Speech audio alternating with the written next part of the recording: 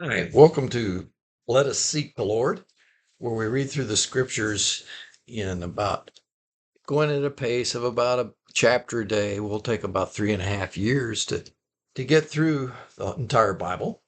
And I read a chapter and then give a short devotional on what we've just read. So today we start a new book. It's Leviticus 1, and it's March the 30th. Now the Lord called to Moses and spoke to him from the tabernacle of meeting, saying, Speak to the children of Israel and say to them, When any one of you brings an offering to the Lord, you shall bring your offering of the livestock, of the herd, and of the flock.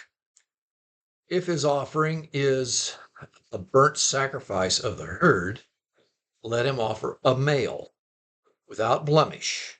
He shall offer it of his own free will at the door of the tabernacle of the meeting for the Lord. Then he shall put his hand on the head of the burnt offering, and it shall be accepted on his behalf as to make atonement for him. He shall kill the bull before the Lord and the priests, Aaron's sons, and he shall sprinkle blood and sprinkle the blood all around the altar that is by the door of the tabernacle of meeting. He shall skin the burnt offering and cut it into pieces. The sons of Aaron, the priest, shall put fire on the altar and lay the wood in order on the fire. Then the priests, Aaron's sons, shall lay the parts, the head and the fat, in order on the wood that is on the fire upon the altar. And he shall wash its entrails and its legs with water. And the priest shall burn all on the altar as a burnt sacrifice, an offering made by fire, sweet aroma to the Lord.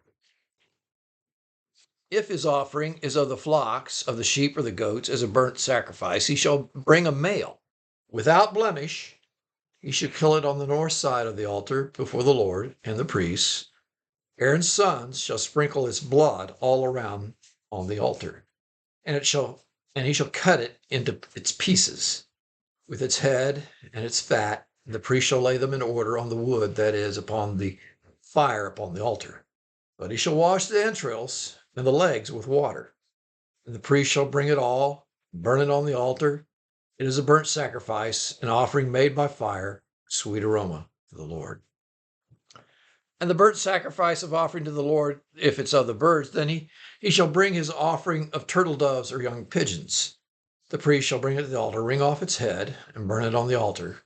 Its blood shall be drained out on the side of the altar, and he shall remove its crop with its feathers and cast it beside the altar on the east side into the place for ashes.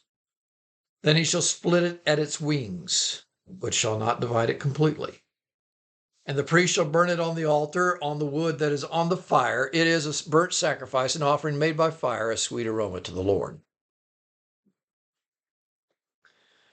I remember my agnostic philosophy professor stating very clearly that he thought it was unjust for that an innocent party should pay the penalty for a guilty party, even if the innocent one was absolutely willing to do so. No wonder he was an agnostic. If he was right, and if sin is deserving of death, then there could be no just redemption for sinners in the entire universe. Well, now, since any rational person observing the universe would have to admit that all are sinners, reality would be hopeless. We would be forever estranged from God. We would all have to bear the death due our own sin. Is it just for an innocent party to pay the penalty for a guilty party? Why would the slaughter and burning of an animal be a sweet aroma to the Lord? How does that increase his glory? If we can explain that properly, then we have the key to unlock the book of Leviticus. Some have called the Leviticus the gospel of the Old Testament, believe it or not. The burning was a sweet aroma, not because of the actual smell, but because of what it represented.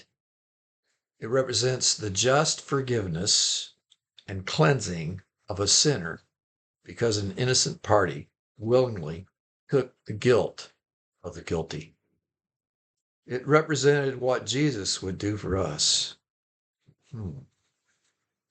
See, the spilling of blood of animals never did take away sin, but it was always pointing to the one who would, and the sacrifice that would. It's Jesus. Jesus takes away our sin.